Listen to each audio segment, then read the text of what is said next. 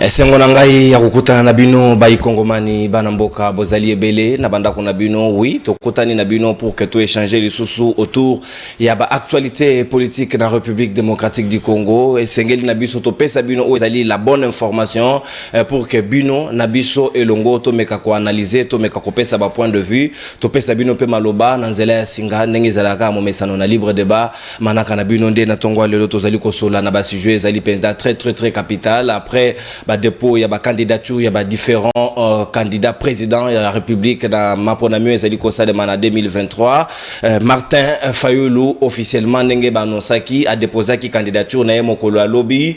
Il a été l'un des rares ou yakiti avec marée humaine batu balandi et belé est-ce que démontrer à suffisance que Martin Fayulu azali l'incontournable en termes de popularité na mayo etali peuple ndenge ba portaka ba candidat na bango pourquoi et salemi kaka mingi na kanaye mingi na ka batu mususu te même si certains ont déploré que na passage na bango batalaki agressé est-ce que c'était de la provocation vis-à-vis à ba militants topeleki lolenge kanito ko solo yango na bayi kongomani bazali nanga tout autour ya plateau ya libre débat ya mokolo lelo pe sujet ya mibale tozo kozongela na occasion ya DRC forum agri business ya mokolo ya lobby premier ministre azalaki aja qui fait partie na forum ena pe ministre ya agriculture mwana mboka José Panda a déclaré comme quoi à lobby année 2024 pour le gouvernement ya Sama Lokonde est projeté République démocratique du Congo comme étant année ya agriculture. Est-ce que Tokoki Kolobaete basu conscience à la dernière minute est-ce qu'il ne fallait pas côté yango comme priorité parce que population ezali ko lia na nzala na ye na oye moko à produire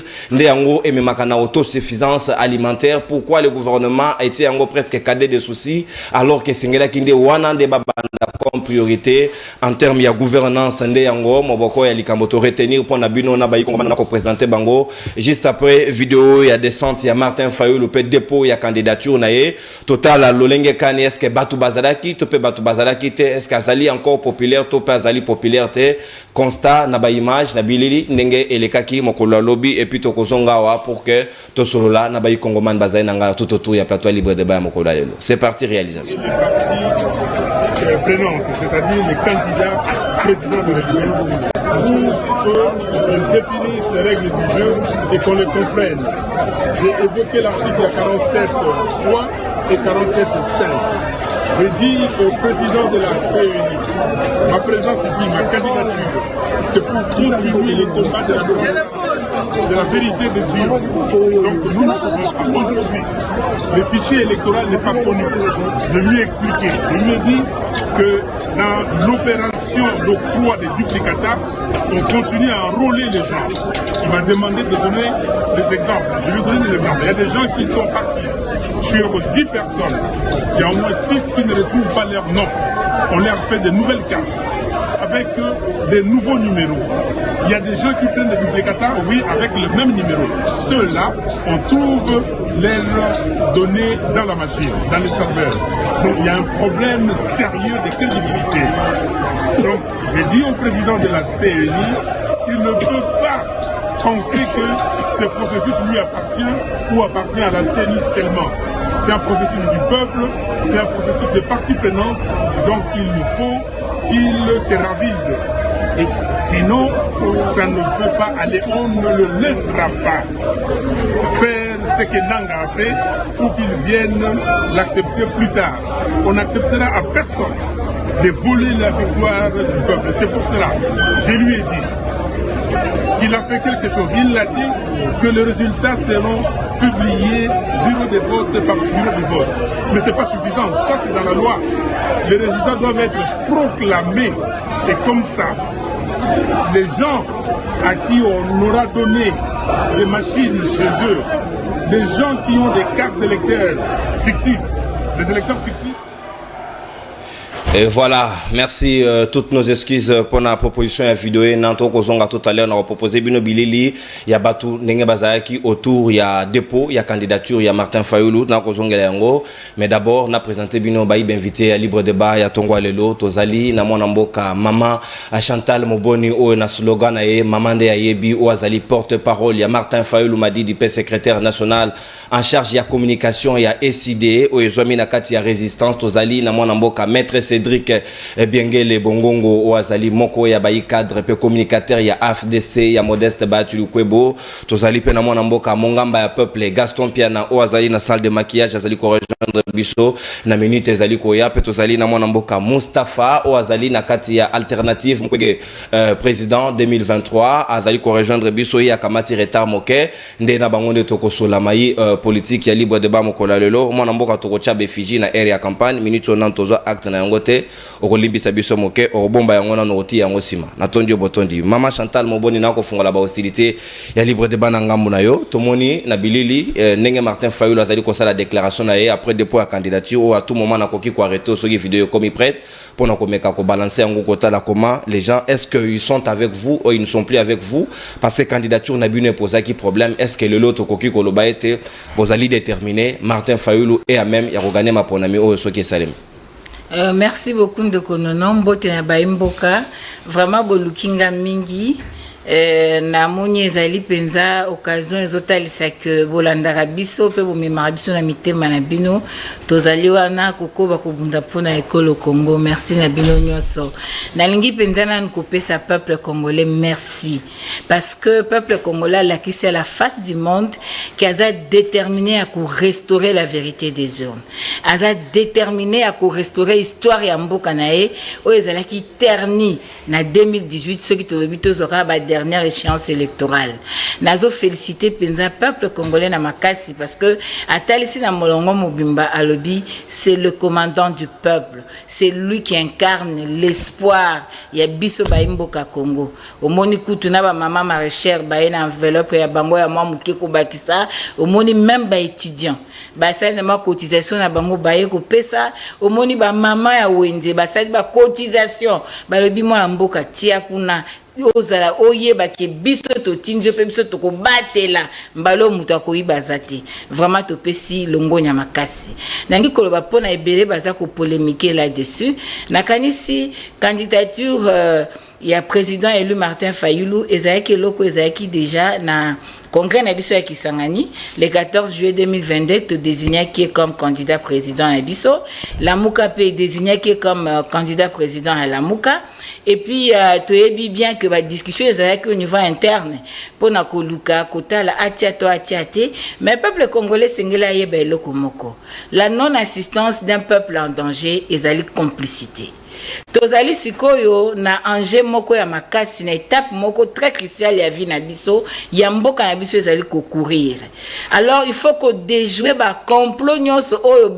banguna ya Congo bazosala po ba balkaniser Congo bakata Congo biteni ba mosusu ba sala ba luka koza ba parti comme ya bamboka na bango ba annexer comme ya bango soki ndenge nini donc c'est une stratégie pour la Muka oyo ezali adopté na katia conseil de conférence de président à la Muka après ba débat ba discussion na zalaki yawa na lobaki que on ne peut pas tabler sur les spéculations tango biso to koza décision finale to ko annoncer en la presse et puis ekozala officiel et je suis porte-parole maintenant je porte la position officielle pour dire que tozalaki na ba discussion Mobek nani mokane zoma ki ete sengela ki mwana mboka Martin Fayulu ayeba kotia candidature na ye yango nde mukolo alobi tokendaki ko accompagner pona kotika candidature na ye alors batokolo ba mingi wana ezali na yango peuple congolais no yebiso ko bangelo côté ko kama no pe le côté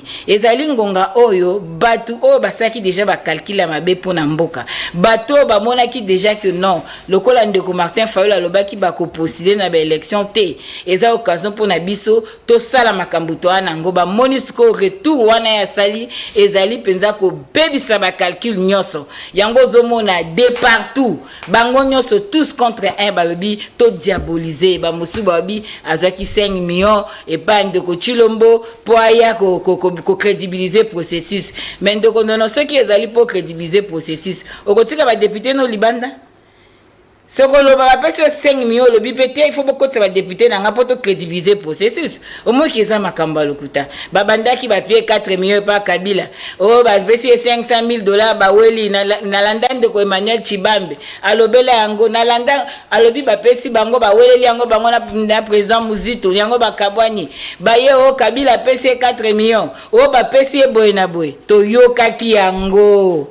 Bisika nyonso lelo su ba pie 5 millions ba mosusu ba habité mukwege ya pese mbongo tant que Lubumbashi ba habité ateki boko droit de ne c'est pas Katumbi ya pese mbongo siko yango na village yango mwana mwasi yango kitoko ngo ndenge nini o mibali nyonso ba kaka ba pese kaka mbongo o batu nyonso ba kaka pese kaka mbongo eriko ba pa azamo seka ndenge nini c'est pour dire que tozako tala bien que c'est l'homme qu'il faut au peuple congolais sengeli donc bomi tungisa na babilo ko anati batu mosusu bakoleka aza inconstant asali boy nani akobetela biso masolo constance na Congo so eza Martin Fayulu te soki nazuka na étape à 2019 ti lelo baimboka ba Holanda biso depuis toyaki to bandi vérité des urnes 5 ans lelo tozaka na combat vérité des urnes to maintenir flamme allumée le commandant du peuple azaka na poste les seuls gardiens qui nous restaient tango batonyo sobake na major il est resté là avec son peuple tango kivu eko ningana banguna bakoti na mboka Kagame akotungisa mboka c'est lui qui s'est levé pour dire Kagame azako agresser Congo ba nyoso ba eko landela ndena sima pour dire lelo que esengeli koyeba que quand on parle de la Constance c'est dans la Kombomo Martin Fayulu. Oko imaginer Muto azaka mobutiste, akomi kabiliste, akomi le tshisekediste, akoko finga par exemple Martin Fayulu azaka inconstant. Comme le monde à l'envers, c'est-à-dire anti-valeur comme aux abisika il y a ma valeur. Donc ezali le Camaro peuple congolais comme tout ça non. Nakata moke mama Chantal na kozongela tout à l'heure réalisation ko sanga une vidéo comme prête comme ça 3 minutes na on a regardé le yango et pour que na pesa le même temps d'antenne na baninga basusu on peut se proposer biso vidéo totala lo lenge kani bato bazala ki te qu'est-ce qui s'est réellement passé et puis to kozonga awa pour que to continue. C'est parti.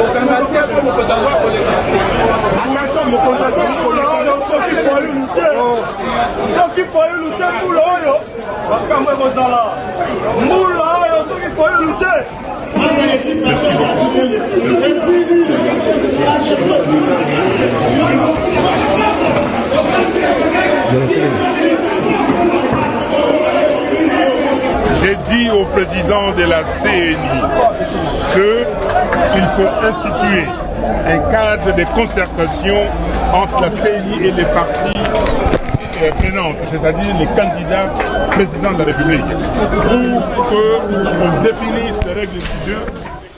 Voilà, merci Narcisse Kabea, la réalisation, la proposition d'image. Maman Chantal donc poursuivre ma minute nayo. Tout le monde na bilili, pratiquement boulevard paralysé. Mais comment se fait-il bino boyena bato belé boyena nzela pour na dépôt à candidature? Bon, moi ni ba guerre ya ba plan ya ba boto ça kangote parce que mutu moko incarnaka peuple azali. Yango wana biso tozana ba temps olekisa kuna te peuple yemoko azat déterminé alobi bayi bokonzi ya peuple esengeli bokonzi nanga peuple ezonga lisusu biso moko tozo porter yo esengeli oza na ngwende donc wala nga mwana kota kuna belete ba balobaka na baonka po moi chaku soko aloki mutolo ba ambandela kaka mais mutu normal o ayebi atala ka bilili yemoko fandinye donc na lingina loba que c'est vrai balobi Fayulu est inconstant, incohérence naïe par rapport à Nini, par rapport à l'obaki ba okindité et puis baki. Au fait, naïbité, nous sommes en politique. Et en politique, tant que décision est zoami, na niveau et à groupe que to okindité parce que to lingi to za transparence électorale. To bundi na etumbawana, ba interlocuteur na biso bayo kité, ba lobité ba ko sala ngote. Même bo keza na danger, non assistance à peuple en danger, ezali kama. Et puis au-delà de ça, ba partenaire rebelle bazao comprendre makamba fichier électoral tin ba ko comprendre yango basango bato SCC balobi teto que na audit citoyen tomoni bandeko baboyi ba partenaire extérieur ba yeti sikoyo ba pusani balobi non toko kende biso toko sala situation ya nani ya opération tabulation parallèle toko sala yango et puis yo moko landande au cas di malobaki il faut sikoyo ba ko proclamer bureau de vote par bureau de vote nyoso wana po ba renforcer la transparence total pe ba centre caractère tout ça balobi ba l'Union européenne a kotinda 50 000 observateurs ndoko ya église catholique tout ça balobi tokoya na plus de 30 000 observateurs. Tout ça réuni et vu que le pays est en danger et Salinini et Sali que et Sengeli le commandant du peuple a qui nous recevait Congo et moni pe population ezako ya pemingi kolobanae et Sengeli aya batata milimo ba kolobanae Sengeli azala yango wana pona ko bunda pour komatina suka likambwana et Sengeli a sauvé mboka l'incohérence ezali ce qui moto a changé idéologie likambo yé azolandela objectif nango est changé par le fichier électoral. Nous cherchions la transparence électorale. Et aujourd'hui, bah, possible va garantir la transparence, même si tous autres continuent au combat parce que cette fois-ci, Tolobi, peuple est mort, la victoire, mais nous devons sauver la nation. Ndéomoni, candidature, Lamouka est décidé, et puis, politique, il faut tenir aussi compte, il y a des donnes moussous supplémentaires au éco takanandela. Tolobi que tolungi to salaboye, et cause na imprévu moussous sous donne moussou continandela, au esali que sengé to adapté politique au tolungi to utiliser par rapport à la stratégie songolo pakala. Merci, donc, Maman Chantal. c'est ce que nous pouvons vous dire. Merci, Natondio Botondi, au consommé ta d'antenne ayo. Mon gamba à peuple, aux aïki na salle de maquillage tout à l'heure où tu peux rejoindre Bisso. Boye Imala, on a libre débat. Est-ce que vous allez d'accord que depuis la candidature bato ba déposé au Sali Marie Humaine Ezali ya Martin Fayulu, est-ce que la population est portée pour dire que bazali d'accord naé na dépôt la candidature naé ou bien yende à mobiliser pour senga bango baya, qu'est-ce que ça change dans la donne par rapport à ba préalable au bango ba posaki? Merci beaucoup de donner pour la parole. Ma peste banana to ko ba plateau mbote ba yi kongoman banso particulièrement bana ya Bahumbu. Moto mo ka benga loba bi na ngai na benga ba yo su mongamba te apesi ngai carton motane. Est-ce que ça wana yimo kwa mipesi carte motane ponga na bochika kama ngamba peuple na zana na côté à peuple bongisa mikono to konono makambuno solo biawa et puis makambuno solo ki na plateau na yoki lelo na yoki botao na bosambulu pambate Marie Humaine oyo ezalaki na balabala lobby motamona ki yango kaka seyo na Machantal mais ngala ko ebiso ke na balabala ba ibaleki kuna na liko benga na no Fayulu nazo confirmer yango le susu c'est un inconstant, c'est un incohérent politique avéré. Fayulu na le baki on a plateau no liboso Maman Chantal que Fayulu lokola azali incohérent politique avéré na tchaki na maboko na ngabo na lobby akomibaka na ekulusu na yina na bisa bakandi yo yibisa ba congolais amibaki to amibaki te. Il faut répondre que na yona Maman Chantal pour répondre à Mibaki.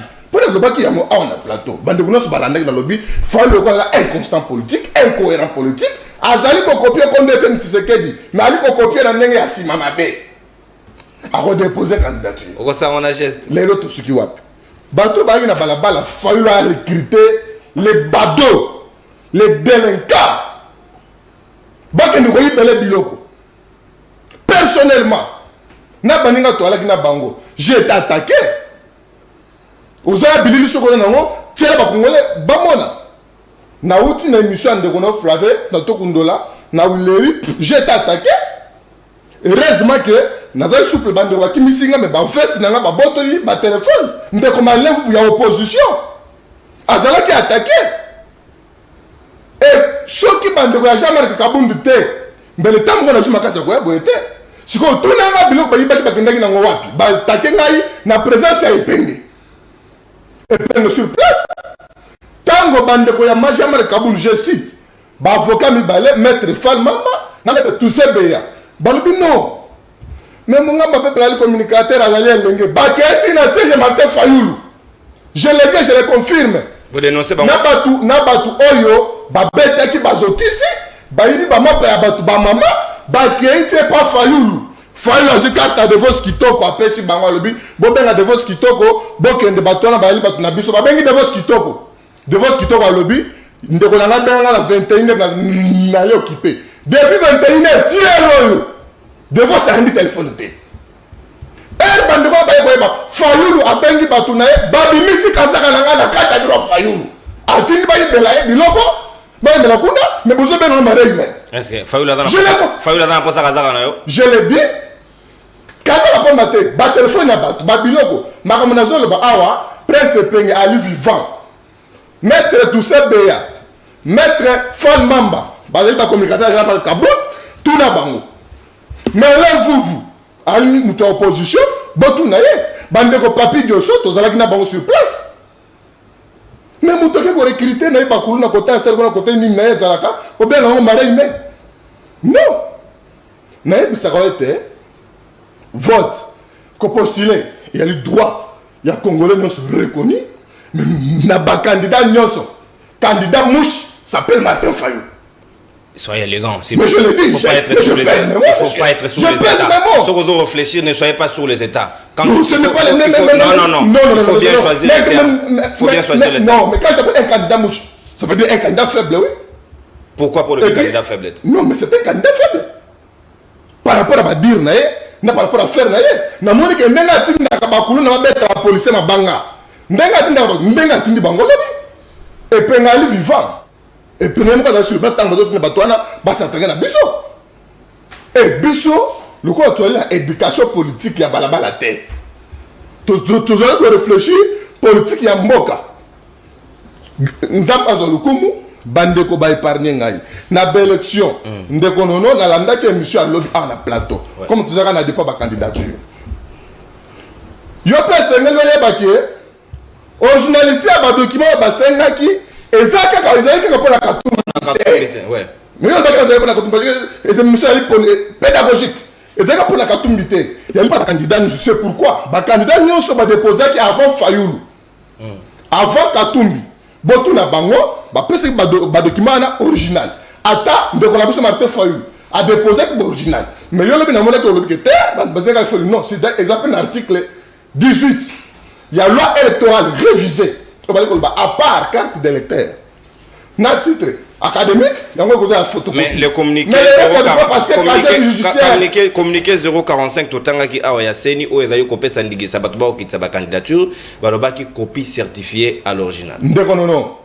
Communiqué, na bicho on se base sur la loi électorale, il y a une ko régulariser élection. Na article 18, baliko à part carte d'électeur, na titre académique. Il y a un zali, aux autres places, ça va photocopie certifiée à l'original. Là, c'est bon. Mais quand je judiciaire, ils ont servi mon dupona, et là, comment on parle de son molo.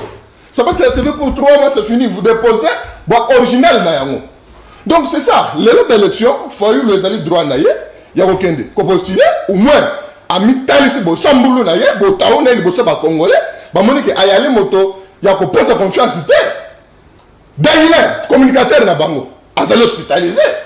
Ba beti lobi na wileri ba penser ba pota pour aller parce que lobi de terre oh et pas yo comme pandemonium ya bondoki na longo na ngai décidé na kosala makambo na ngai leki na biso wana azali siko na hôpital. Mais comment il s'est retrouvé côté Baninga Basa la manifestation là-bas? Donc tout n'a pas que comment est-ce que je me suis retrouvé na nabi azala nzela ali ko le cas. Ko ko le diable tende ko non. Na non il lancé yo parce que yo kana to ebi ndenge ni ba hostilité politique ezalaka. Du moment où yo ebi ko zaki na ngambo wana tu te retrouves batubada la foule n'a pas de conscience. Comment yo ko se retrouve? N'est-ce pas que tu t'insécurises toi-même? Soyons corrects na lobby boy ndeko non. Net ngai bazolinga. Est-ce na quel côté ba alaki ou bien bango ba moni ke mutuana ala kana bisote to que ne to attaquer parce que bango batuana dans le je dis bien que bateau fait la ce sont des voleurs. Je le confirme, fallu la peste carte il y a de vos na yango, fallu la peste carte de vos, ba vengi de vos salobine de konanga botika na 21 ko bien ngala futa biloko wana. Et fallu abengi bakulu na mususu 4 alobi kazaka na mbongo ministre de président kati na na ngwao. Baye na ngote baye sikona kazaka ni dese zate. Je sais déjà qu'on est pas mal chanter, bah il peut pas transport pas émission. Kazaka na yo na 1200. Kazaka na 1200 dollars à poche et mon ami tende ko non. Mon gars. Vous comprenez? C'est-à-dire nous yuta nous ko bien bateau que maré mais non. Et ça li pas kuluna recruter nécessairement pour nous ça des ordres. Et ça là ba maman ya mapa. Maman moko azoteka mapa na ye, ba beti chaîne na mbuzu, ba panzi mapa na ye, ba yibi ba ki. Bande mususu bazali koteka biloko na bango bazo panza. Ndeko mususu azala na kacha mutuka na ye, ba panzi na mutuka ba koti ba botolier biloko. Par mon azo le maman j'entends que na to na fayu. Lobi amba kipende kwana. Est-ce que on ko benga bango bato? Non, ce sont des voleurs recrutés pour na kosala makambo nyamu pe boto na kacha ville. Pour ndenge bazo makambo wana force de l'ordre suki et réprimand ki bango ka fayu. Ah, bazo kanga ba militaire ngai. Ba ko beta bango. Nous sommes concentrés aux élections.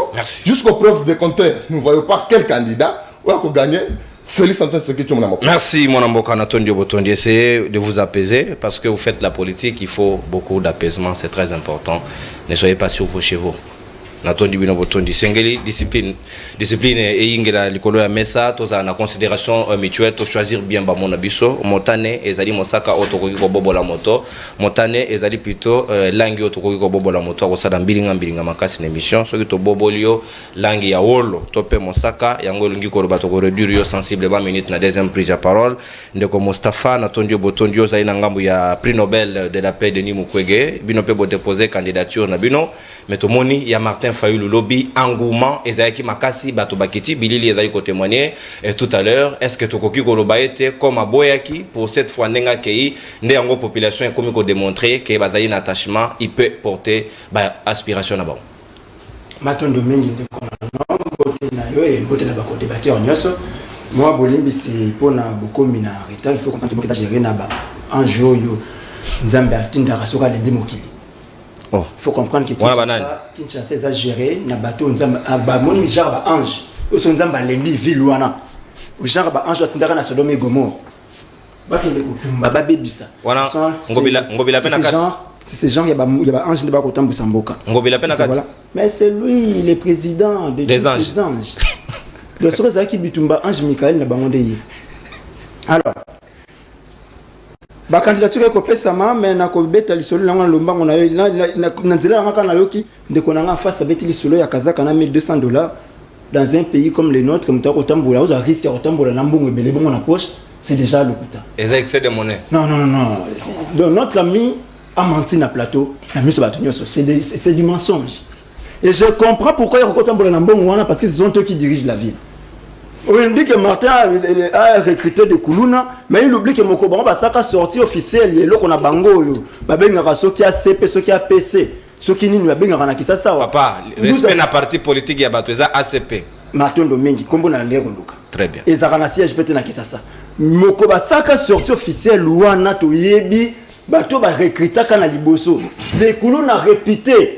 Na ba commune loko la kalamu makala ba yebani ke oyo ba kuluna bango ba chef de bande donc parti ba kuluna ndande ya ACP bon bane ba recruteur ba kuluna wana c'était le bourgmestre ba ville il y a ba commune bango ba recruteur parce que tous les bourgmestres c'était il y a un point na ko pesa Félix merci na kazadi donc ba longola kimo ba tuana ya yango bila matondo mengi mais tozongi na ba candidature ba dépôt salimi de konono peut-être na redécevoir yo to na redécevoir ba komomani mingi.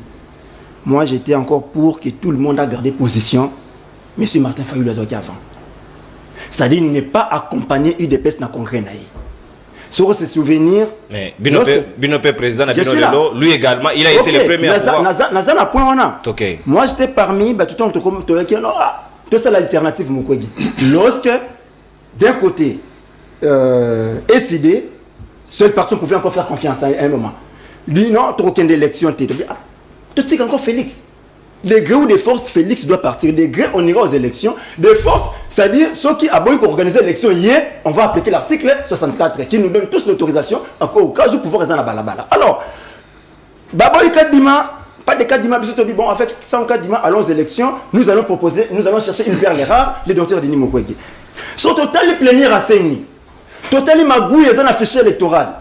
Total, bateau, ils ont organisé l'élection. Talani. Tu bandit d'abord. Gouvernement qui organise l'élection, ça les libiso, l'ingomba ou bamba comme union sacrée. Donc gouvernement il y a union sacrée. Les autres organisent l'élection union sacrée comme le roi congrès. Il y a union sacrée. Bah pour na monter mbusinango.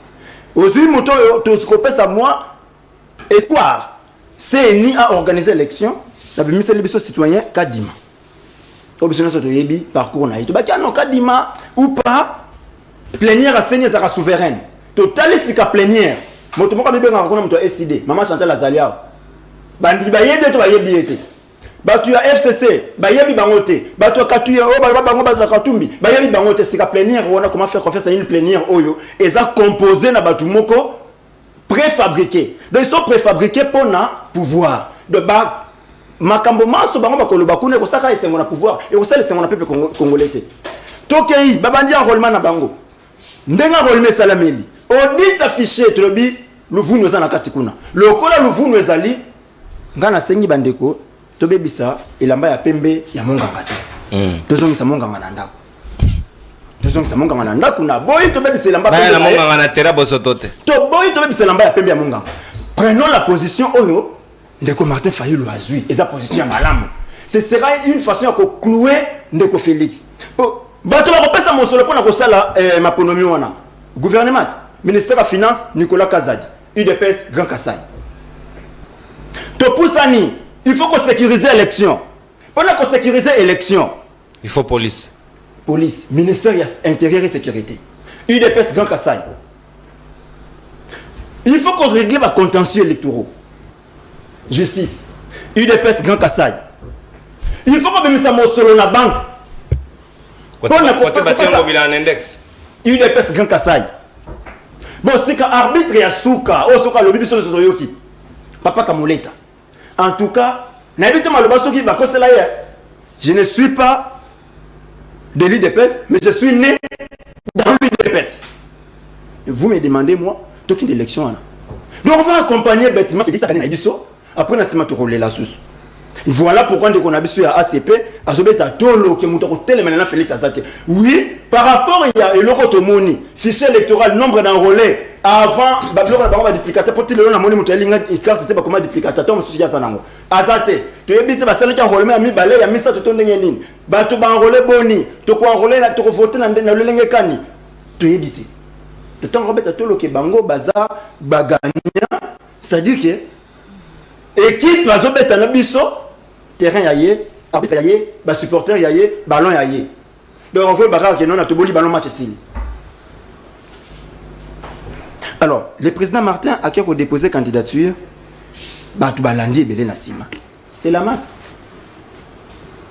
Mais le président devrait garder à l'Union Azouaki Nassima. C'était une bonne position. Mais comment se fait-il à Jumokano Liboso a déposé, a évolué, a déposé, mais à perdre de masse, comment ça peut se justifier? Masse c'est bien gamak. Masse c'est bien gamak. Bango va faire masse na kisasati. Baton de ça stade. Bato ACP. Même bango bato FDC. Qui appartient à Kabila. Bango peut pas bateau de Sarat. Bateau il y a une sacrée, bateau de Sarat. Mais sur Otali, il y a ce qu'on appelle la majorité silencieuse. Au moins, bateau mon a tout babilmarana balabala wana. Sur 100%, 70% au recours tango na SID, au recours tango bateau. La mobilisation n'y a sur recours bango, bazarana bango. Bateau belé au moins a babilmarana balabala wana sur 100% et 70% bazara partout. Pour preuve. Sori le lobobi samedi activité zali au monde na basali plein. Kuna activité batu kuna ba basali ba sala plein parce que bato ba mesana robima baza. Mais il y a une majorité silencieuse qui croit y encore nabatu sérieux dans Mboka. Bango ba bimarate. Peut-être ba makel besoin tout ko lo babut bango ba le barate. Bango ba tonso ba landa biso ba landa ba biki ate. Ndeko awa fallait pas le bélaboyer. Mon état mon yo, ce qui toke boto ko élaborer. C'est nous irons aux élections, supposons que Ndeko Fayulu a gagné ma économie. Torozon na ba bloco ya accord FCC cash. Parce qu'il n'aura pas la possibilité de gouverner, il n'aura aucun député dans le Parlement. Oh, il y a une coalition, et surtout qu'il part seul. La Mouka n'a aucun député. Il y a coalition, la Mouka a zaté. Attends, mon côté, tu rebelles la question, à partir de hier, tu recule au solo, tu as la alliance, à zaté. Bon, il y a beaucoup déjà un groupe majoritaire. Le gars, c'est déjà comme quand les FC Sayaki, c'est déjà un groupe majoritaire. Il y a des nani. Bango nde wana FCC toluka premier ministre kuna bokotoyo comme président de la République européenne ça y moi de quel ministère alors pour le ministre gouvernement est commis faut causer la 5 mois 6 mois bonnement premier ministre fandara na bureau 6 mois gouvernement bimarati. Merci. Attendez on se met à l'antenne on a ozongela tout à l'heure parce que c'est que tout respecter équilibre et temps d'antenne 8 minutes chacun mon amboka Cédric Biengele Bongongo AFDC maloba ngambo wayo avant que nazongela ndeko la maman Chantal Moboni na pesimbote na Christella qui a kobalu banzadio. Maître Cédric Sikawa yozali d'accord que Martin Fayulu a perdre popularité n'a été malgré première décision ou évolué mokolo alelo to kobeta lisolo a Keiti Nanzela bato balandi ebele lecture de fait na yo par rapport à la situation ena. Moi mboka nono mbote na bayi comme manyo swazuli bakoya kolanda biso. Et puis, on a aussi dans Intelligence lancée de la République, le professeur Modeste Bati Lukobo. Ah bon? Vous allez incarner qui vous mobile. Votre leader politique, tu retires de Wanangai. Retirez, non, on peut son sac. Retirez, non. Non, papa. Mbote ba retira, mbote za la société. On ne salue plus sauf la population de souverain primaire. Au regard de l'article 5. L'autorité morale mérite. Mon gars va saluer Ngo Bilaté, autant maman Chantal a salué Fayulu. C'est comme. Merci beaucoup. Nathan Diobotoni. Neko nono. Naoki moi bo sambulu et puis moi bo sauter bimi na plateau oh. Bato bae d'abord on a li ko exprimer indignation na ngai na ba o ba benga ka ba milice o ngala mona kilo bina balabala. Ba milice wana ba semer ba terrain moi tu n'as pas l'idée de konangai. Je ne sais pas ce qui n'a Faden House et le moi club ya Bondumba et comment plutôt et Sika o ba comment pour recruter retirer. Non, retirer tout ce que je peux retirer. Non, tout ce que je peux retirer. Non, s'il vous plaît. On est des responsables. Bon, ça va, je retire alors. Maître Cédric, je change de concept alors. Restez élégant. Na éviter ce qui Faden House et le moi hôtel et comment et Sika oyo ba comment pour former ba milice. Parce que lobby obi soto vivre na balabala tozaki na ndeko mongamba ya peuple o ndeko ali ko ignorer yango moi également j'étais victime de ça prévaner ndeko na bino auti ko quitter SID Dailen to ticket na malade ngana quitter l'hôpital na 0 heure Relève-vous. Kida Dailen moi j'ai laissé Daila Bandal na hôpital na Bandal to ekokende ndeko je crois tant bolobaka population na kata population ndeko journaliste il faut tala rappeler catégorie ya bato biso to mona ki wana o biso to mona ki c'était des phases recrutés pour la koyiba ba veste abat et puis pour la menacer ba maman to koboto la mapa na balabala c'était ça. Moi hier je n'ai pas vu même ndenge maman Chantal azali ko brandi bi soit ce qui to sala kim plein moko batira ko sala yango to beta sur lisolo na te non vous avez recruté des bandits vous avez recruté dato ba boto la ba lipa bat na balabala lobby bo recruter bat oyo ba ki ko boto la bilamba bat lobby na balabala c'est ça la jara bato bino ali ko recruter plutôt. N'eko kende ko sala moi tableau moko pour na ba candidat il y a présidence de la République papa je crois que toi ali na état de droit va empêcher Moutouté à déposer candidature na Esika wa CPL mais c'est que nous contestons ali ba candidature ali démesurée c'est-à-dire batu mususu ba ebi été que a okende belection pour kakatana makeka ba élection il sait que au moins ali ko représenter lelo ezalika na liko zela ke lobi maponami esalama correctement et puis nazonga na la vérité désir na ki maman Chantal à lobi biloko ebele à lobi non audit affiché électoral Union européenne à promettre bango na église catholique ils vont déployer les témoins à tous les niveaux mais je pense que les observateurs mais moi je pense que biloko union soit préalable aux unions et ça qui identifié en avance il y a rien élément mon côté à Sikawe ba ki samia Tant que qui bango que non, audit affiché électoral et Salamaki, c'est toujours Maman Chantal qui a crié. À l'objet était non, puis ça va toquer une élection. Il faut le côté était Salama. Et là, que changer a été, il y a une distraction. Oh, je vous dis que bateau balima me mabiso na kao, il plan la bombe bazana yango. Et puis je vous rassure, et si des titres comme mois de mars prochain, bah départ au Tozwa. Vous n'allez même pas imaginer. L'autre bête à l'isolé, mais il y a Dailin. L'autre bête à l'isolé, maman Chantal. Après l'autre bête à l'isolé, Franck Epeng, baza déjà l'envoie à Kokene. N'a Kokene de Konangaï, oh, il y a prix Nobel, bah baby c'est bon, ça là pas chef de l'État. Je crois que Konangaï a prix Nobel, c'est quelqu'un que je respecte beaucoup. Mais je pense que ce qui est Moussala Mokobo et Songolo, Ozaki lié Nathan, Moussala Wane Baby, hôpital à Panzekou Fité. Le docteur Mukwege devrait rester même l'hôpital comme à traiter ma maman Abisso. Au balai à Kam Moussou est malade. Le long Mukwege s'est lancé dans la politique comment? C'est parce que le président de la République est entré à Koluka, Péré à Est et à Mboka. Moussala n'a Koufi. Il y a moins comme tout calculateur. Le quoi là qui s'y met à ma maman. Le long Moussala n'a Koufi. Le gouvernement est en train de restaurer la paix réelle à partie Est à Binona qui m'a la sécurité à Est de Syrie. Non, je vous dis, mécanisme mis en place. On a dit que c'est la docteur Mukwege Moussala. Parce que le docteur Mukwege c'est un visionnaire. À Moni était par exemple hôpital à Panz Baklia à Alice Koukouyate. Tout ce qu'il faisait, il a recruté Bato Bazaki. Ozaki qu'on finançait. Moi je vous dis que la candidature de Ndeko Mukwege, c'est une candidature externalisée. Tout ce que vous voyez ici, Nani a ignoré Namboka, c'est Dr Mukwege qui était derrière Babylon Konyon, organisme mouvement de masse soudanais qu'on vit pas. C'est eux qui étaient derrière ça. Après, sur la Nelly Soux, mouvement citoyen. Mouvement citoyen. Sur la Nelly Soux, un saouda mouvement citoyen. À se présenter. Non, effectivement, dans sa raison, pour dire. Je vous dis que il n'y a pas ces informations, je vous dis, c'est vérifiable et vérifié. Ndeko Dr Mukwege, c'est lui qui finançait le mouvement citoyen. Entre autres bateaux, nous sommes à Bango, et Zaki Bambonga Ndeko Outa France, Bambonga Outa Belgique, Bambonga Outa Suisse. Les hommes Moussa les Koufi, Ndeko Nassou a commis les politiciens. Moi je pense que mes frères, Boto Sakapé ba Congolais.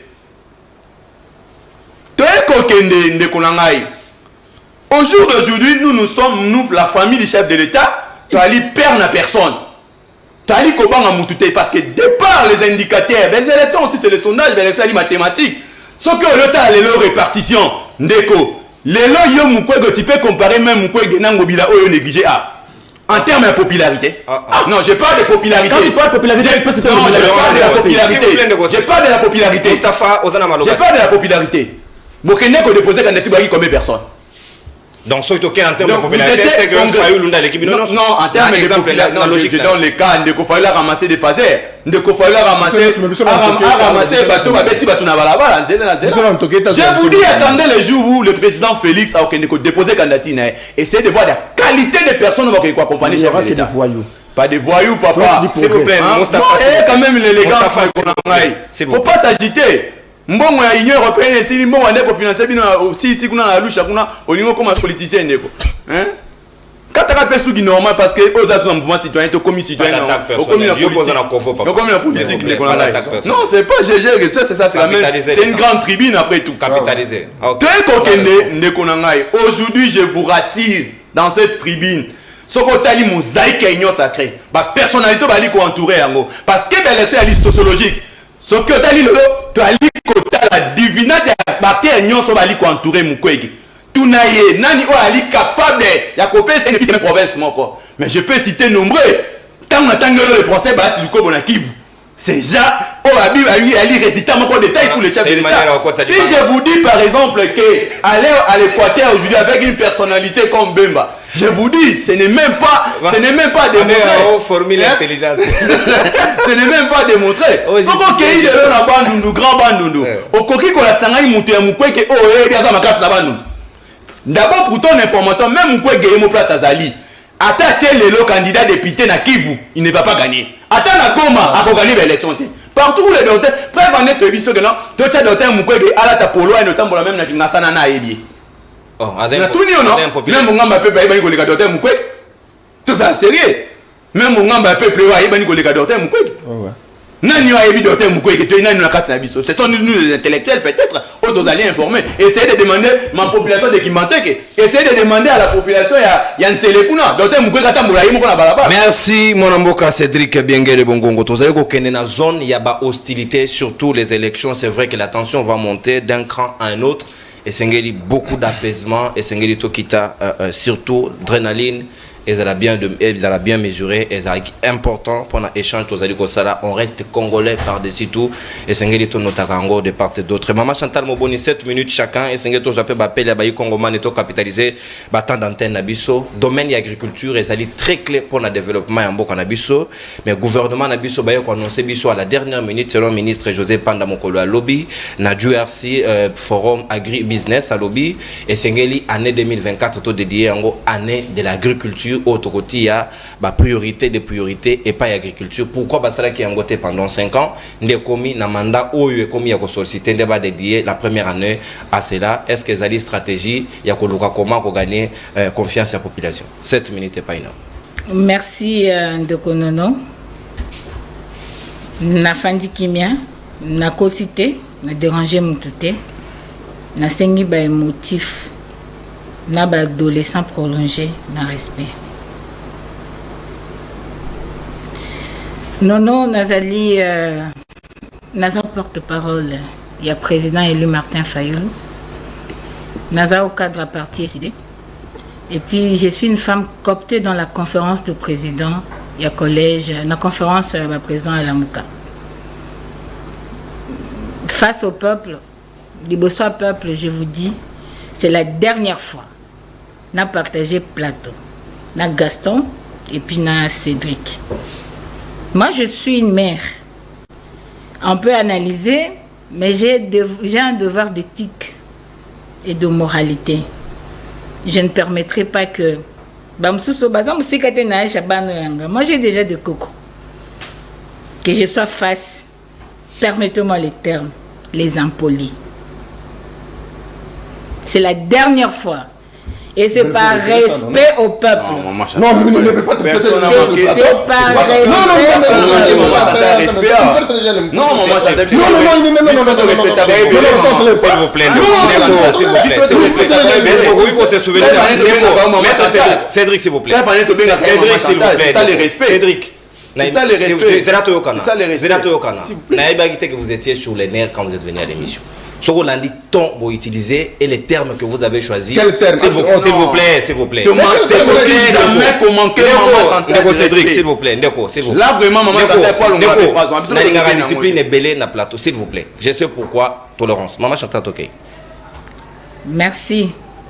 Nalobi, par respect na peuple, nous allons continuer mission. Tokei, capitalisons. Nangina le baboy. Fadenaouz Kleba Bandumba. Eza Sony. Quelqu'un qui prétend être cadre, qui confond ses hôtels et sa place à Bandumba. C'est toute une entreprise. Eza Mara. Yécoute à Tongi Nambonga Mitokine. Eza passe. Nazo risqué na roko ya na nivellement. Mais que Dieu nous aide. Nenga lève sa peuple. Comment expliquer Fayoulou qui est à candidature? Vous avez Diosso, na eu combat Diosso, na eu qui combat papa langa de papa langa face bazalaki, na eu qui combat bata Jean-Marc Abound, na eu qui combat bateau ba longwe na décidé. Donc qu'est-ce qui a fait que Bangonyo se va se retrouver au même endroit au même moment? Peuple se poser des questions parce qu'on avait déjà l'information que Toros a attaqué dans rond-point où il est. Il y a eu même des audios et tamboli dans les réseaux sociaux pour dire que Bangouna et peuple ont créé un incident dans rond-point où il est. Et pour une fois, je félicite la police parce que Yemoutou a repoussé qui pensa banani. Bazo ba prince epenge. Ma bango balancer qui epenge bo mona kian. C'est pas sincère banga ba le balango. Les gens qui rentrent sont attaqués par bateau à Union Sacrée, par force du progrès. Na bango ba communicateur à Union Sacrée. Parce que na koki ko comprendre était la coïncidence. Il y a bateau à Union sur place moko. Et puis na mutu a uto longwa décidé à se retrouver kawana. Ba moni pe biso tozoya que bango ba se retrouver kawana. Non, s'il vous plaît. Na l'excellent nangote peuple a mûr, a comprendre. Mais est-ce que c'est à l'apanage il y a bataillon qui peut être candidat, qui ne peut pas être candidat? Candidat bango balingi bakumisa lelo. Avant 2018, azalaki na poignée. Azamuto a hérité pour la papa na ye. Est-ce qu'il y a un poids? Yo que c'est un président légitimement élu pour mouche. Ça c'est grave. Au lieu de traiter Fayoulou d'incohérent ou d'inconstant, ngobila uti wapi? Auti wapi? Baati ya bandana Mobutu. Asala na Kabila. Les cadres macroéconomiques. Ba ministère à budget, ba ministère à travail, ba ministère nyoso ya minene simbaka mbongo mboka. A changer kana batu nyoso bakota na pouvoir. Lobby Fayoulou président baati ya osala. Abando kumisa Fayoulou. C'est ça la constance. Tokomi la mboka nini obanti valeur elinge pesa leçon na ba valeur. Vous nous parlez vraiment de personnalités à Union Sacrée? De quelle personnalité parlez-vous? 11 fois ministres, qu'est-ce qu'ils ont fait du Congo? Les Lotozawapi. S'il vous plaît, cessez à faire de la guerre de l'Est une combine des individus. Un fonds de commerce, c'est pour négocier la paix de façade, pour ce qui est un argument électoral. Lui-même, votre partenaire fiable, en avait dit. Apprenez à respecter les gens. Capitaliser temps par rapport à l'agriculture. C'est très important ces choses. Je veux seulement que l'éducation et l'éducation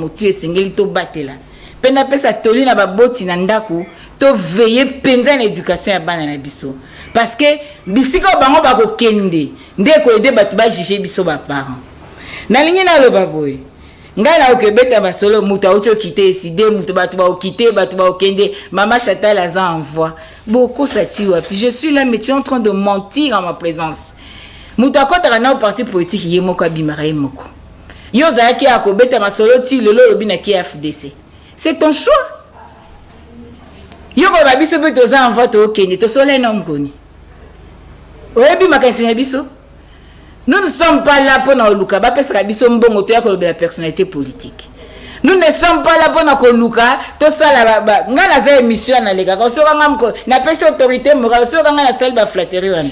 Je ne suis pas dialogiste moi. Moi je me bats pour le Congo, pour mon pays. Prezonga Likola est fan de la valeur. Je ne suis pas dialogiste. Comment vous pouvez dire Maman Chantal. Donc, je préfère même attendre le bien, on ne peut pas si le choix qui n'a pas. Et là, on a approfondir, on a un programme sur ma campagne d'agriculture. Mais moi, si le chouette, on est à poste mandat. Bien sûr, l'été va continuer, mais la bataille sous. Bango be politique publique ezalate. Il faut na recadrer ma campagne na yokia. Balobi, mutako kende élection te pas a échoué. Ezaba nini démesuré. S'il vous plaît, un président élu à plus de 62%. Nanga outi ko dévoilé par Makambo à Bolandi. Des choses qui font mal. Yo le bané aza des mesures. Donc ça sert à rien que tu na continuer au kota kuna, mais j'aimerais dire seulement que merci. Bande konangai apprenez à respecter les gens. Et na lingi ko kolobe belete, je pense aujourd'hui le commandant du peuple, Martin Fayoulou, candidature, mais ça passe. Merci. Parce que bilan à Bangozate, les gens qui sont au pouvoir sont jugés par rapport à leur bilan. La popularité sur la rue, c'est pour ceux qui n'exercent pas. Merci, Maman Chantal. Merci. 300 pasteurs mbongo. Merci.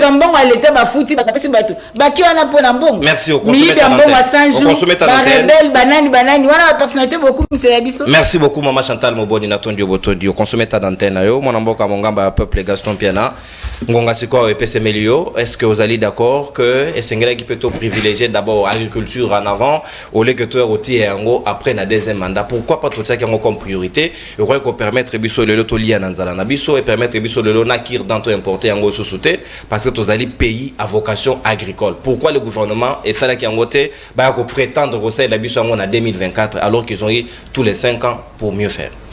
Ndekonono tu kana bisa bayi Congomane te makam ngana lobe za ma sapoter comme preuve na lobby bandeko ya opposition agression na esala mesika moko te ndeko melevu azali côté na ye nayebaki te ndeko dailep bande musu côté musu to ko retourner sur na ba réseaux sociaux ndenge tozomona et puis Martin Fayulu ye moko les images existent il a reçu maître Falmamba maître Toussaint Be à la place de Martin Fayulu a bengi bandeko wana baina blok musu ba botola ki monsieur monanité a pesi biso carte ba bengi devos kitoko il est vivant likambo ya moralité ba ko il faut bien que non la moralité ne s'appelle pas Martin Fayulu moins encore décidé. Nous avons un candidat président de la République où attend où la finir ba police ba bololé en public à la place publique. Nous avons un Martin Fayulu où attend ba batu bo ba police ma banga à la place publique. Ça c'est quelle moralité? C'est-à-dire la moralité ne s'appelle pas décidé moins encore Martin Fayulu na batu na ye. Nayoki maman Chantal ko benga batu ba adolescent prolongé et puis bah émotif. Naïbisayo, la meilleure émotive s'appelle Ndeko Chantal Moboni. Parce pourquoi au moni le quoi il y a une émotion tant au PCA maloba ba réaction oh à ça sur plateau n'attends pas sur ma parole nangai na traité mutunelo comme abete j'ai tout ce j'emploie mes mots na ndenge esengeli et surtout la nouvelle émission na offensé mutute tango liko belikamba ngobila mais ngobila mutu tango tango komona ndeko ngai football na respect pe limie ya mingi pas ngobila ndeko ngai akota koma ngobila neta aliko tanga komo ya moteki nguba moko boyi monsieur omoni na suprême de la ville omoni na suprême de la ville moi benga la ebisu awa benga la ebisu awa osai na mouvement citoyen utilisé les lois de la politique na politique faut savoir que tant il faut se de la paix sur guerre moko parce que omoni eloko e commission boye na ko peso raison tant okulu tudeni mukwege azali ko traiter ba mama na biso tikaka ko kende ko donké parce que tant okulu tudeni mukwege ali ko traiter batu yo ali ko kende ko donké omoni ko ba retour ninga ko mo sala ko wali na mwana mukwege ko traiter ba mama te awa ndeko na ngai alobi ko stade de martyr aux hommes par son monnaie aye biso ba blessés avec combien batu combien ba yaka ko réclamer été biloko la bango e bungi ntope ba botoli mutualité c'est-à-dire plus de 80 000 personnes au gentili ngobila mbaka amimaki na stade de martyr bango nyonso atele comme ko ba botola te ata mutu ba fingaki te ni libanga c'est ça la moralité parce que pourquoi bazali batu moko bien éduqués ce sont des patriotes ce n'était pas des militants ramassés na ba terrasse ya Sendwe likambi agriculture très bien lelo et ali mbala liboso tende kono non parce que la façon que le belango net que depuis le président de la République na gouvernement na oyo échanger exemple la liboso ba relancer makambo ya agriculture non lelo to que tozali mboka oyo tozali na mabele na biso arabe oyo na makambo ya bilanga tokoki ko sala musala malam s'il vous plaît arabe monsieur allez-y papa capitaliser ça va pique alors lelo avant nani Mpanda le ministre actuel de l'agriculture oyo azaki en place a relancé makambo ba bilanga ya ba loso na Congo central et déjà nan était mais c'est bandaki loso pas la kalanga ba bilanga salamaki bazo récolter tango le président de la République a commis kana makasi ekufaki et ça la déjà masango nous soit ezali agriculture et puis à part wana sur occupé na côté ya Kolwezi et ça na ba hectare miné na bilanga ba ali ko sala kuna mais ce que le ministre a lobby 2024 basé ko de dire année à agriculture parce que budget on a les agriculture et ça la ramouké ça c'est vraiment important il faut qu'on mette ça budget en wana et puis ko chamo sur le belé pour que production et ça la ebelé miko récolte et ça la ebelé parce que il ne faut pas dire que na ba domaine nyonso oyo le président de la République ayaki nango na mosolo oyo akutaki na libenga l'état akokaki kotia mosolo na ba domaine nyonso ne belé mbala moko mais au moins na domaine ya agriculture musala et salamaki et o bazali ko relancer toli ko senga pe ki non etika la kaka na masolo te bacha et ya solo mosolo ebelé projet à l'état ce n'est pas dire que kaka José Mpanda le quoi azali actuel ministre ya agriculture yende face à yango il y a des fois si non à s'occuper kolongwa muto ya koya na niveau provincial l'agriculture est quasi absente surtout na ville de Kinshasa. Non, mais à niveau provincial, ce qui est à côté à Menkaokuna, tout ça, il y a pas de il y a quoi de ville. Ouais. Au niveau provincial, bien les amis. Pour chuter, ne Bandelinaye a traité, Baïbali Kokambaville a traité le gouverneur Gentiliongo Bilamba à l'objet Azali chef. Il y a Banzelo, il y a Mabé.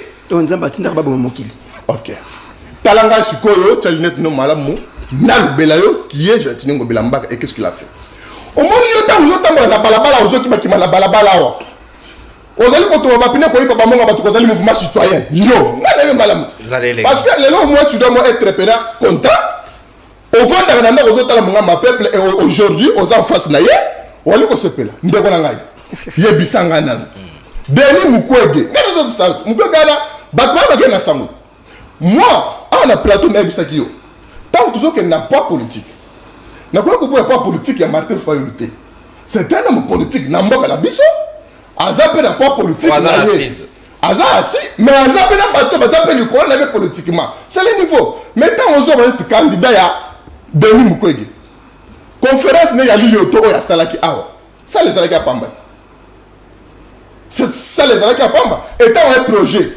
Yo allez sur place. Au quoi que ça biso projet nini Persi efflaté yo tant que mon panzi ça m'a monnaie. C'est quelqu'un qui est utilisé. Il y a celui qui est à Pamba.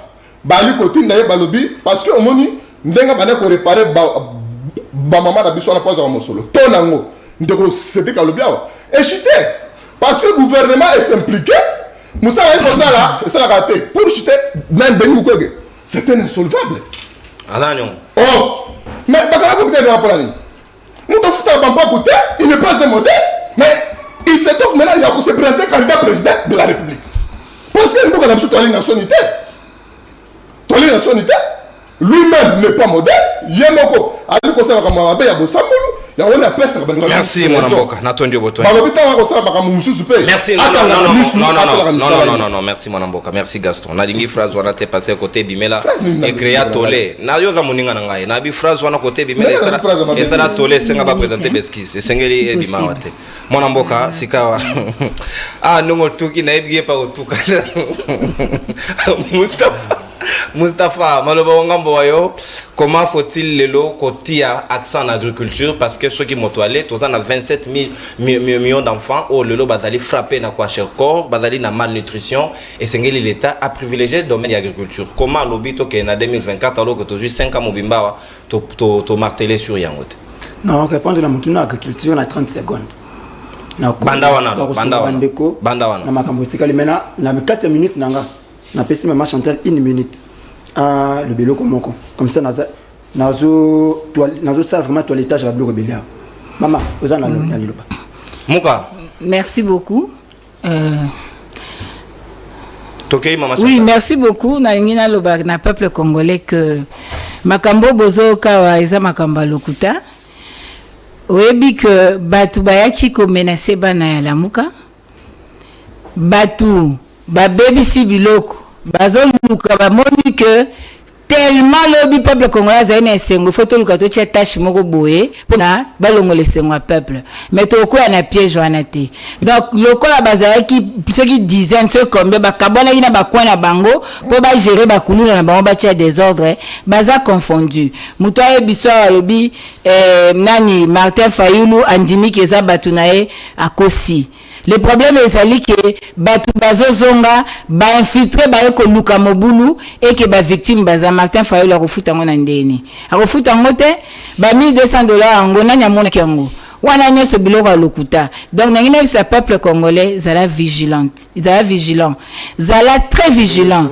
Awa lokuta et comme lokola batu bakanti eza visa. Donc il faut éviter ça. Merci éviter ça. On a 6 minutes pour bien gérer ton temps. Merci beaucoup ndeko nono na ko bandana ndeko nanga FDC AFDL comme on a soukana ACP. Yo FDC za parti à Kabila. Kabila sali yango pona sala contrepoids na UNC na Kivu. Na Sud Kivu connaît parti à Kabila. Faut pas coquer na babeli biso biso. Ton homme là Bati. Nous sommes dans un pays où papa, tu vois papa exemple. Moi nazokola ngana ko zaloko papa tel. Mais non papa de comme ko exemple non pas bana. Taka Bati exemple né Félix. Mbosso exemple né Félix. C'est une honte. Inverse des valeurs. Inverse des valeurs. Et pour ça, c'est un jeune boué à Sokoli na tongo propre, un beau garçon, Bolangala, biso ba mongo telobaka. Bolangala. Bolangala. Votre terme a été acté dans le collège à Libre Débat. Bolangala, aye pena na itando. Po bandolo ba makambo lobi ya comme sabati. Mikato. Usalinga pasi mingi ndeko na ngai. Bon. Tango lobi ya wakengai na ye na saloni sukite musulman. Ngana citoyen. Est sûr? Nazo tseka liloba. Ngana citoyen. Nazana aucune carte ya parti politique. Hein? Si le lot n'a pas mouvement citoyen. Vous comprenez? Et ce mot Iboui, on a un lumumbiste. Mais un lumumbiste. Mais lui n'est pas papa. Là ça. Un lumumbiste. Hein? Si c'est minute. Ne peut pas suivre vos gens là. Alors, quand vous voyez pendant la TV Lobino, le docteur Denis Mukwege, Kopesili. Toi, tu crois qu'il a pris Nobel Bakio ramassé on a balabala? Prix Nobel, beaucoup ramassons la balabala. Ton nom Bati, c'est un prix Nobel. Si Matata a payé Boukama Alonso, Bati ministre économie, Baki est solo là. Toi, il y a stratégique, ton Bati était là, non? Il y a le côté là, tu as mis sur le défendre Bati. Prix avion, on peut le mettre DG. Attends, qui m'a proposé l'icolo, a qui proposé na batuna kulu, tata na yo Bati. Prix avion kita. Tout condamné à Kabila. Avion Licolo. Tata na obata boya patita. Licolo mi mikato ando pesa bato $80. Combien de bateaux voyageurs? Basoba mikato $80. Et toi tu viens ici à la télé, au bandolo ba makambo aboy. Osuki wanate. Osuki to bibi tumba na est c'est là. Mon bino de boabo ba mo Félix fa pendre bino. Quand lui-même Félix est conscient qu'il a échoué. Commettre peine à est, c'est toi qui viens à la télé. Il a réussi.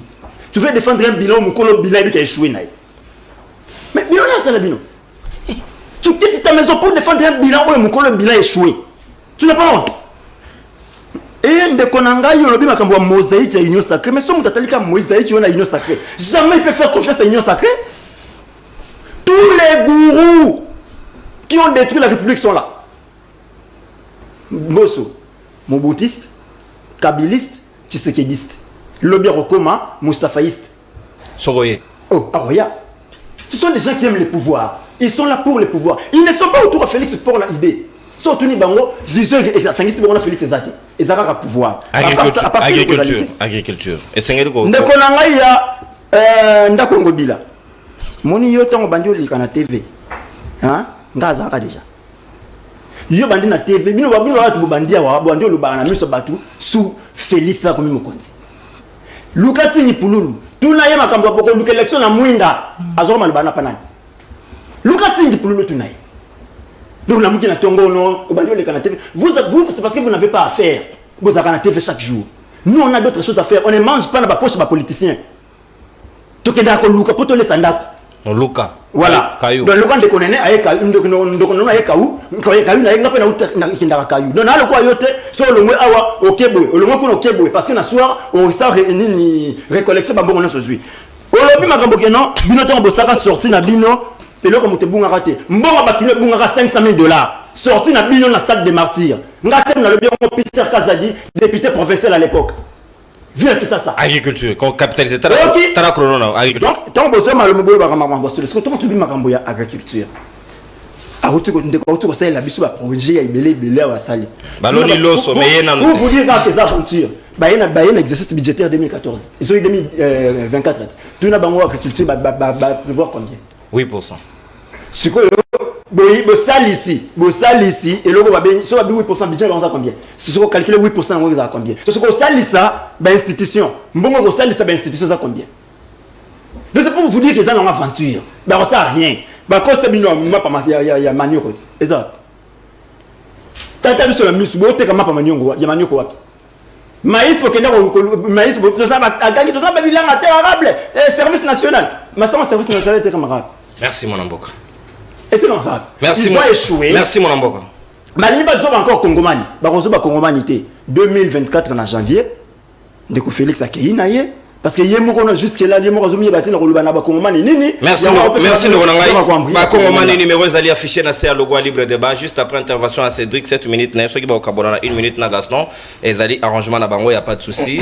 C'est ça l'équilibre et puis to kende na nzela appel pour nous 5 appels le plus rapidement possible pour que to clôturer en toute quiétude. Moi na mboka Cédric Biengele Nasuka comme ça au capitaliser dans nos 6 minutes na yo tokei par rapport à l'agriculture comment faut-il quand il y a curseur du colonel Maman Chantal, tant que tu as la candidature de mesurer, il y a une photo où tu as dit, est-ce que, comme il peut sa réponse, tu as une opposition qui a des candidatures de mesurer.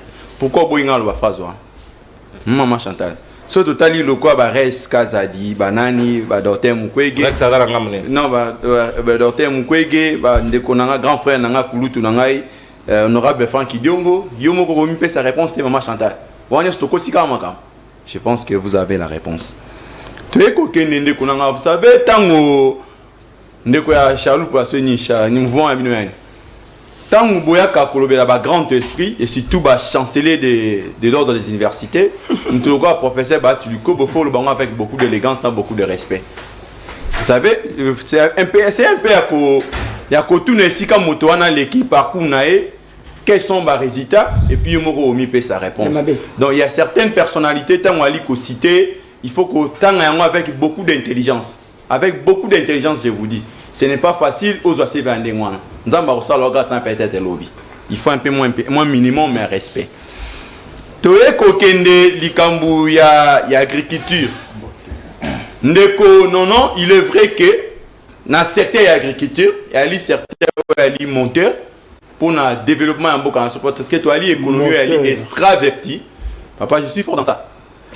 Nous sommes dans une économie où elle est extravertie. Cette économie, tu as plus qu'au soutien extérieur. Prévenez même papier mouchoir, tu as dit que ça est là où tu as caliban. La bilo qu'on a utiliser, ça vient de l'extérieur. Donc il faut plus que ça là où stimuler la production à l'interne pour que tu répondes à nos besoins. Mais ce qui total dans le domaine de l'agriculture, dans le cannabis, moi faiblesse c'est aller trop. Et surtout, moi je suis très à l'aise tant on a aucun ministre à l'objet ce qui te renouveler le pouvoir en abisso ce qui va comme moment m'appelle ce pouvoir donc je crois que tu peux appliquer bah projet mon quoi là un peu rentable dans cette mais ce qui te dit que la diagnostic et que problème est ali wana et c'est que tu trouver solution wana pourquoi ne pas vouloir commencer là dans premier mandat ou les beaux projets parce que vous savez nous sommes que deuxième est hypothétique on ne sait pas nous sommes un pays où tu as na 80 millions de terres arabes. Et puis tu as dit 4 millions de terres irrigables. Mais ce que tu as dit en termes d'application, dans le pourcentage, tu appliques à 1%. Ce que tu as dit même, façon tu as dit que cultiver les lots. Tu as dit que l'espace, le pays où tu as dit que ça, l'agriculture traditionnelle, où le lot va un peu pour développer la capacité. Donc nous demandons peut-être au gouvernement, avec cette conscience, ce qui doit appliquer dans le mandat prochain, je pense que la moins réponse à ma même moi j'irai encore plus loin. Il y a même de mon pepe batwali ko Kambaville. Moi je vais demander na wa écolo prochainement faut même pas appliquer pour état d'urgence agricole. Pourquoi pas dans toutes les provinces va comment développer l'agriculture parce que ce qui te cueille les lots en termes de répartition même en termes de pourcentage même des côtés si ça s'avère vrai. Si ça s'avère vrai, là, nous sommes dans les non, je suis congolais quand même. Cette question elle dit qu'on méritait moins considération, moins nécessaire. Ce qui est le Kouane Ali Malam, Togosenga était dans toutes les provinces, emboîté par an. Et puis, il faut être obligatoire. C'est-à-dire parce que, vous savez, la décentralisation a comme vocation de permettre à l'entité et au moins développement encore rapide. Mais ce qui est la décentralisation au Congo, ça n'a pas vraiment permis à l'entité et subi un vrai développement. Pourquoi? Parce que certains ont primordial, certains ont mettre un mot de côté. Entre autres, on a vu certains ont agriculture. Ce qui les lots quand même, vous savez, quand tu as dit coco là, tu as qui n'a moi qui dit à chaque parcelle, vous verrez, par exemple, derrière ou derrière parcelle, moi, Mikalamo, il y a un ndundato et un matembe les ali. Mais ce que le na Kinshasa, même na Kinshasa, tu peux être qui tire les lots presque ma pas mon mingi au coup, tu as même toi, Zakasuna qui tire moi, bilanga loso, moi, bilanga par exemple, et à Massangu, ça n'existe pas. Donc, ce sont des histoires où il faut te mettre en plus accent. Donc, ce qui te dit, parce que vous savez, aujourd'hui, selon des statistiques, la République démocratique du Congo, tu es capable de nourrir 2 milliards de personnes dans le monde. Donc ce qu'aujourd'hui de PSI par exemple le secteur on a plus d'importance aujourd'hui la RDC quoi elle a vraiment pays solution. Mais si aujourd'hui tu as dit qu'on répondre à question oh c'est parce que moi faiblesse fait aller à l'interne. Moi avec beaucoup de respect na c'est pas vraiment na avis technique au ministre à PSI mais ce qui doit appliquer à moi pour une très bonne chose. Mais pourquoi batena yo compte tena maloba chef de l'état que sengela qui mabele a joli colo sur le sous-sol par rapport il y a culture et agriculture. Pourquoi pas ça là qui a monté? Bon, vous savez, c'était le souhait du président. La gouvernance, non, c'est quand on va pilier. Peut-être secteur Wana, ils allaient qui vraiment secteur où ils allaient qui Simba qui pouvoir y a chef de l'État. Peut-être ils ont se focalisé dans le bio comme sous. Raison pour laquelle au moins y était cette fois-ci ils ont compris que avec secteur où qui stimuler aussi vrai développement. Donc dans ce sens-là. Merci. Merci mon amboka. Donc 2 minutes pour Gaston Piana au récupérer yango mon amboka mongamba peuple poursuivez pour que tochite. Merci beaucoup. Le célèbre avocat maître Cédric Bengele, le soldat de Modeste Bachi Lukwebo pour cette grâce. Merci. Nama Chantal ngai motenozo tanga makila. Ngana kana makambo lukuta na itando tende konono. Na ko ebisayo boye. Benga ndeko epenge. Et sur le bien on ndeko. Mais parce que ne vous répétez pas. Azali ko ngana. Baba o yatina. Nana ndeko na ngai. Alors bi bat bazali makambo ko sala nde bayaka na TV.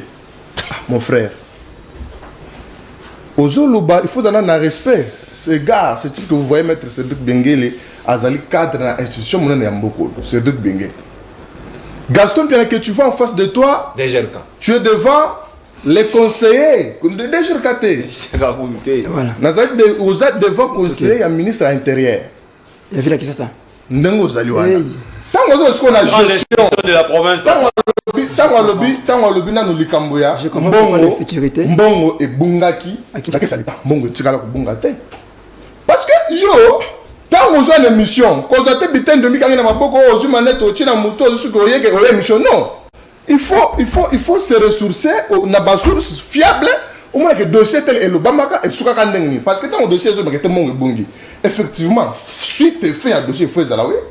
Bah ça les banquettes nous qui va kamozare il y a le coup de récupération politique, il y a batou mususu. Le gouverneur Jean-Tini Ngobila-Mbaka, il a créé la CP et a imposé à CP Lelo, la République démocratique du Congo, et parmi les 5 premières forces politiques.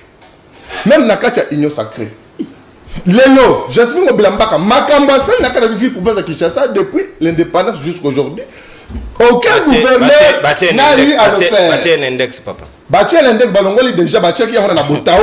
Premièrement, national est toporté qui plainte lundi. Pour la Nini, Makambouna et Alaki Alukuta. Merci. Gouverneur de la ville. Merci, mon Atikala jamais Kocha, ville Nanyongo. Pour chuter, Tikana saluer. Moninga Nangaï, Christella Kiakuba, Pena souhaité le bienvenu dans Kaya Changement. Kaya Changement, c'est-à-dire quoi? Merci, tolérance aux Altsuna Malobate. Ndeko bengi biso depuis Brazzaville Bolimbisi natondi bino botondi toko zwa appel siko na nzela ya singa pour que to sola bino malamu mingi penza opesi biso makanisi par rapport ya sujet mbote ndeko na ngayo bengi biso appel comme nani libre débat à partir ya Kinko Leza monsieur Ardou depuis Kinko mbote na bandeko nyonso baza na plateau maman Chantal ndeko alusha wana ala ya lusha te Jeunesse en action. Merci de mon engagement. C'était Bengele, moi, na route Mokali. Merci beaucoup. Très bien. Bon, par rapport à sujet à l'élo, donc d'un côté à Martin Fayoul, normalement, il faut, selon ma plan, pour en faire sa crédibilité, d'abord, il y a un processus électoral. Dans mon money, selon pour parler, Martin Fayoul pas en cas, tu vois.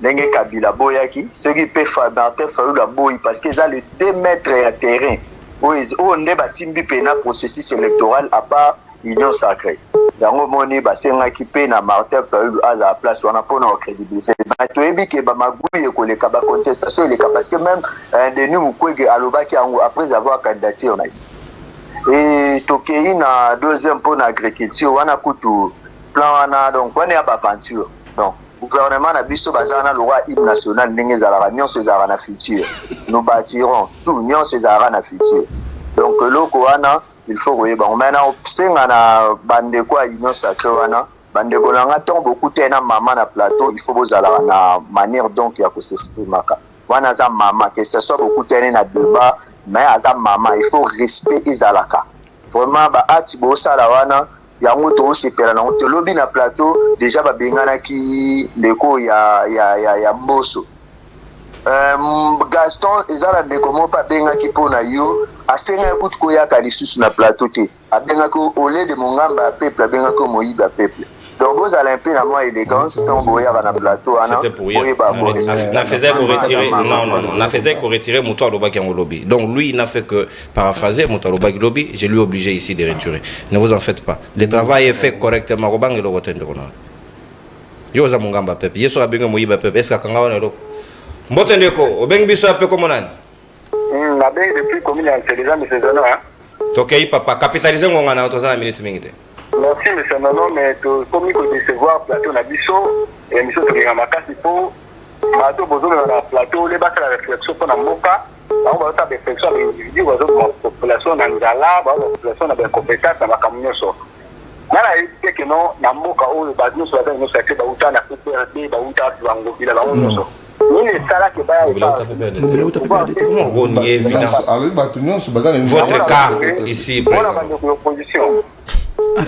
la position on malam parce que opposition est fort nous allons docteur Mukwege au côté la numéro 9 nous allons président Martin Fayoul au côté la milieu littéraire raison pour tout on va agiter nous allons Moïse Katumbi au côté la niveau ya défense à travailler c'est ma photo regarder bateau yo bazana de compétence na kachamuka merci ndeko merci ototikele pe baninga basusu esenge tolo baka essentiel pour to pesa baninga basusu bakota moto na moto pesa avina et c'est très important na sepeli na côté africain esenge to yebaka nini to ko loba to ko bimisana monoko pona to choquer passance na lobi na yote je suis en train de dire autre chose tous amis korote oui maman oui ça peut comment allô kende musika à télévision maman s'il vous plaît posa déjà en direct. Allô, bonjour. Bonjour maman, quittez ça volume à télévision là s'il vous plaît. Bonjour. Nazo Kaloba maman, Nandimi Mbote, Tokei, capitalisé Ngonga. Je vous appelle à partir des Pompage, c'est madame Linda Moujinga. Oui, madame Linda depuis Pompage. Je suis vraiment désolée par ce genre de débat. Et premièrement, j'ai toujours intervenu sur vos plateaux à l'antenne que j'aime votre débat. Et puis j'ai toujours salué le combat de Martin Fayoul, le sort qui nous a dessus par rapport à son incompétence, il faut le dire. Mais cela ne permet pas aux co-débatteurs de l'Union sacrée de venir et de manquer de respect à une femme. De toutes les façons, Martin Fayoul sait ce qu'il est en train de faire. Vous comprenez? Monsieur Gaston est c'est quand vous dites que non, ça ne pas faire le club de Bandouba. Mais la polygamie n'a ni en Gokuna. Parce que moi, j'ai eu une alimentation dans Gokuna. Au moins, avant, on a Nyangwe. Hein? On peut tenir qu'il est. Tu vois, de la marche, la première avis que la bande va faire la première fois. Là-bas. Vous devez apprendre la réflexion de son.